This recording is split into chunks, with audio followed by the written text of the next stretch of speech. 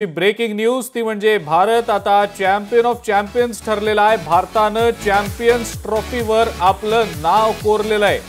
भारतासमोर 252 रन्सचं आव्हान होतं आणि हे आव्हान भारतानं 6 विकेट गमावून पार केलेलं आहे।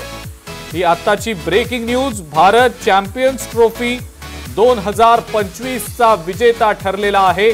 टीम इंडियाचा कॅप्टन रोहित शर्मा याची झुंजार अर्धशतकी खेळी भारताच्या विजयाचा पाया ठरलेली आहे। न्यूझीलंडचा भारतानं 4 विकेट्सनं पराभव केलेला आहे। ही आताची ब्रेकिंग न्यूज आपण सध्या पाहतो।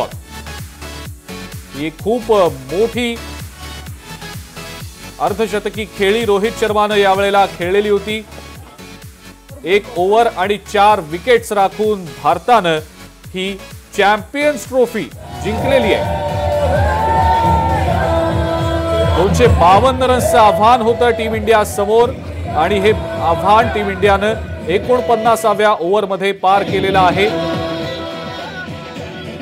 भारतातर्फे रोहित शर्मानं सर्वाधिक 76 रन्सची खेळी केलेली आहे। त्या पाठोपाठ श्रेयस अय्यरनं 48 रन्सची खेळी केली।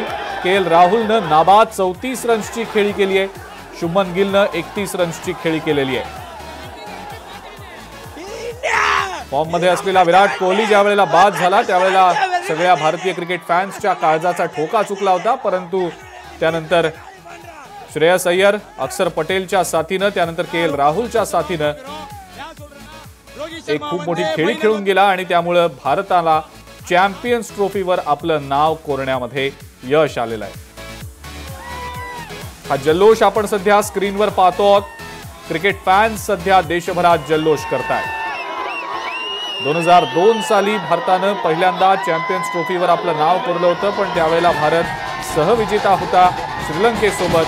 त्यानंतर 2013 साली भारतानं इंग्लंडमध्ये खेळवल्या गेलेल्या चॅम्पियन्स ट्रॉफीमध्ये आपलं नाव कोरलेलं होतं आणि त्यानंतर आता 12 वर्षानंतर भारतानं 2025 मधल्या या चॅम्पियन्स ट्रॉफीवर आपलं नाव कोरलेलं आहे। खूप मोठी खरं तर अचीवमेंट म्हणावी लागेल भारताच्या क्रिकेट टीमसाठी। चॅम्पियन्स ट्रॉफीवर भारतानं आपलं नाव कोरलेलं आहे।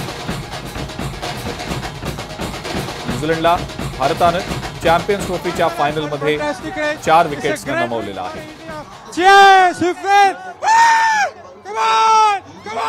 And we miss you, Pat Cummins. We really miss you, the Pat Cummins. When he says Virat Kohli is coming with the ball slowly, and we really miss the Pat Cummins.